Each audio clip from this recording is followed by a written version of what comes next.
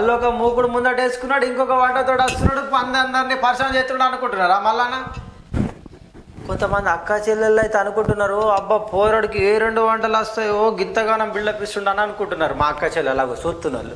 అయితే అక్కడికి వేస్తున్న ఒక ముచ్చట మా మొగ జాతి కోసం చెప్తాయి. ఏంటంటే ఇప్పుడు ఇంట్లో ఆడవాళ్ళు ఎప్పుడన్నా వాళ్ళ పుట్టింటికి పోయినా, లేకపోతే వాళ్ళు మీ మీద అలిగినా ఇటువంటి వంటలు ఉపయోగపడతాయి. ఎందుకంటే ముళ్ళొచ్చి ఆకు మీద పడ్డా, ఆకొచ్చి ముళ్ళు మీద పడ్డా పరిశాన్ ఆకుకే కదా. మన వాళ్ళు మనం అంత ఏందన్నట్టు ఆకు కింద లెక్క మరిగా. అందుకే ఎప్పుడన్నా ఉద్యోగాలు చేసేటోళ్ళు ఖాళీ టిఫిన్ డబ్బాలతోటి ఉద్యోగాలకు పోయి మధ్యాహ్నం డబ్బాలు తెస్తే ఏం లేవనుకో ఇజ్జత్ పోతుంది. ఏమరా మీ ఇంట్లో లొల్లి అయినట్టుంది, మీ ఆవిడ వంటనే అంటలేదు అన్నారు అనుకో ఇజ్జత్ పోతుంది. అసుంటప్పుడే గిసుంట అంటలు అంటున్నాం అనుకో, 10 మందికి చెప్పుకోవచ్చు మా ఆవిడ గుర్రా ఎట్లా వేసిందో అని కూడా ఇంకో 2 ముద్దలు కూడా వాళ్ళకి కలిపి పెట్టచ్చు. ఇక మరిగా అవు వీడు ఊరిచ్చి ఊరిగాయ పెడుతుండు, ఏమంట ఏం కథ చెప్తాడు అనుకుంటున్నారా? నాకు కారం పప్పుతో తయారున్నాయి ఈరోజు. సురియేద్దాం. సాంప్రదాయ వంటలకు సుస్వాగతం.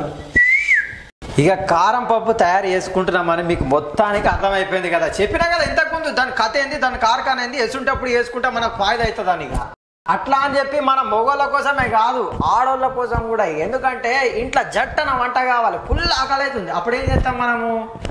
పచ్చి పులుసు చేస్తాము, దాని కాంబినేషన్లో కారం పప్పు చేస్తాం అన్నట్టు. ఈ 2 దాటించి కొట్టినామనుకో ఇక బొత్త నిండు ఖాయం, ఇక కమ్మటి నిద్ర కూడా వస్తుంది. అయితే దీనికి కావాల్సిన పదార్థాలు ఏంటిదో చెప్తున్నాయి ఇప్పుడు. ఇక పోపు కొరకు పోపు గింజలు, కళ్యామాకు వస్తుంది, ఉల్లిపాయ, పచ్చిమిర్చి, ఎల్లిపాయ, ఇక ఉప్పు, పసుపు అనేది ఇక అది బరోబోరి ఏ వంటకైనా ఉండేది. అయితే వీటన్నిటికంటే ముఖ్యంగా మనకు కావాల్సింది కారం పప్పు చేయడానికి ఏంటంటే పెసరపప్పు. అది లేకపోతే పప్పే కాదు కదా. అట్లనే కొంతమంది ఎండుమిరపకాయలు కూడా వేసుకుంటారు కాబట్టి ఎండుమిరపకాయలు కూడా మనకు అవసరం. ఇక ఇవి మన కారం పప్పు వేయడానికి కావలసిన పదార్థాలు. పర్సన్ కాకూరి నూనె లేకపోతే ఎట్లా? నూనె కూడా కావాలి. ఇక కారం పప్పుకు కావాల్సిన సామాగ్రి పదార్థాలు అన్నీ చెప్పినా కదా. మళ్ళా కదా మనం పోపు పెట్టుకుందాం. పోపు పెట్టుకునే కంటే ముందు ఉల్లిపాయని పచ్చిమిర్చిని తరుగుతాం.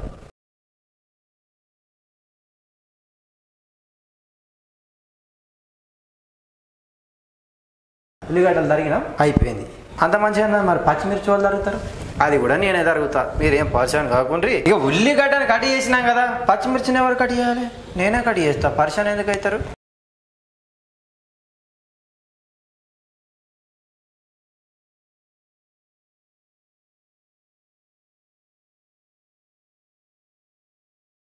పచ్చిమిరపకాయలు తరిగి చేతులు వేసుకొని పక్కకు పెట్టుకున్నాక అనామతి ఇట్లా దూడ్చుకున్నాం అనుకో ఇక వంట కాదు, ఇక డాక్టర్ దగ్గరకు పోవాలి. అందుకనే ఇసుంటి బట్టతోటి ఇట్లా తోడు చేయాలి. అన్నీ రెడీ ఉన్నాయి. ఇక తట్టుకొత్తుదాం కింద. ఇక మనం ఫస్ట్ ఏం చేయాలంటే ఒక చెంచాడు నూనె,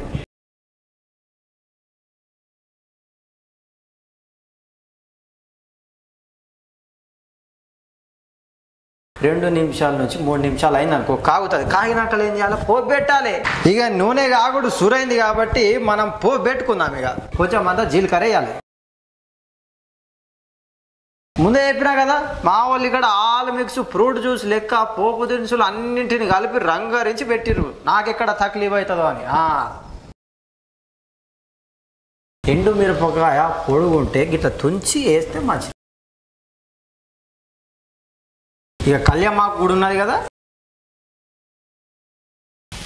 ఇక కొంచెం అంతా దాన్ని అటు ఇటు అందాం.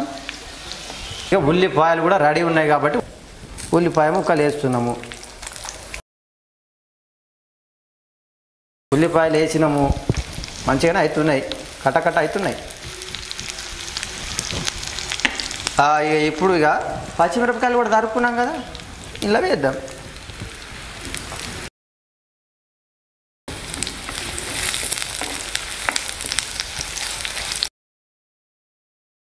ఇప్పుడు కారం పప్పులా కొంతమంది ఎల్లిగడ్డ కూడా వేసుకుంటారు.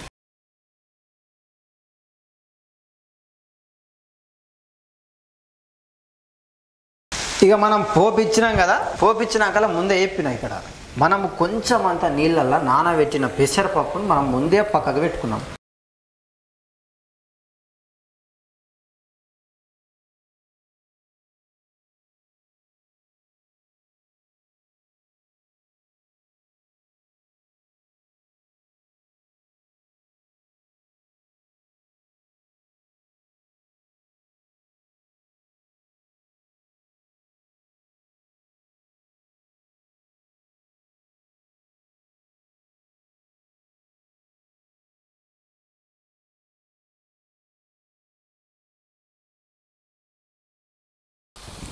కుండల కొన్ని నీళ్లు తీసుకుంటున్నా నేను.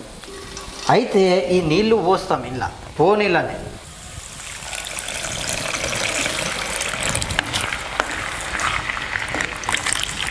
ఫ్రెష్ నీళ్ళు.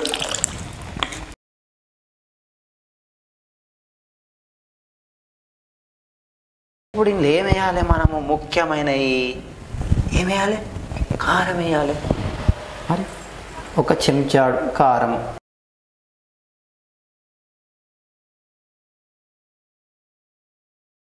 ఇంకా కొంచెం పసుపు, ఎంతైనా కానీ కూడా కొంచెం మోతాదులు వేయాలి.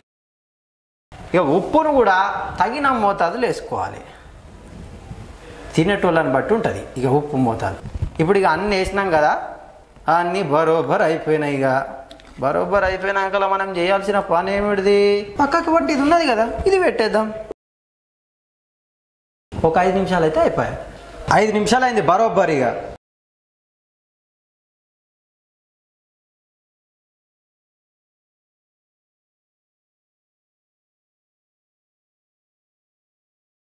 ఆకలి అయితే అవుతుంది. మరి ఇక పప్పు కూడా తయారైంది. ఇక దంచి కొట్టుడు ఒకటే ఉన్నది. ఇక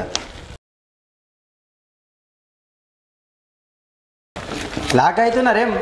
పర్సన్ కాకుండా అయింది మొత్తానికి.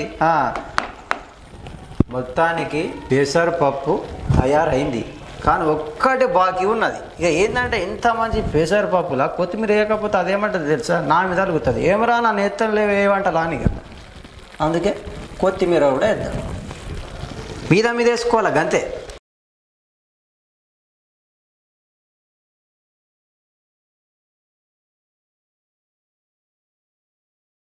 ఇప్పుడు కొత్తిమీర వేసినాకలా మీరు పెసరపప్పుని చూడండి. పెసరపప్పుని ఇంతవరకు తిననోళ్ళు ఉంటే కూడా దెత్తడి తింటారు.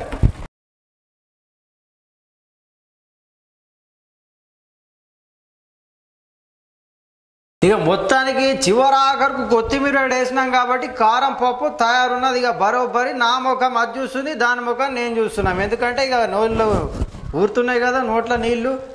ఇక మొత్తానికి అన్నం కూడా తయారున్నది. ఇక లొల్లి పొల్లి దంచి కొట్టుడే దీని. ఇక కారం పప్పు తయారున్నది. వేడి వేడి కారం పప్పు పొగలు చూసిందా ఎట్లా వస్తున్నాయో? వేడిగా ఉందని అర్థం అయిపోతుంది కదా మీకైతే. పెసరపప్పు చూసిండ్రా ఎంత గమ్మత్తు, నిండు కనిపిస్తున్నది అరిటాకు, అన్నము పక్కన పెసరపప్పు.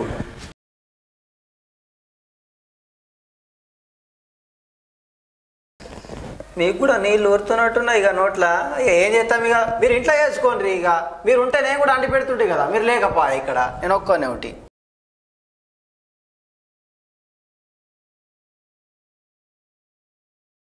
అరే వా, క్యా బాతే భాయ్. నువ్వు ముందే చెప్పిన, నేను ఏది చేసినా సాంప్రదాయ వంటలు ఎంచుకుంటా, అసుంటి వంటలు వేస్తా, కమ్మగా అవుతాయని.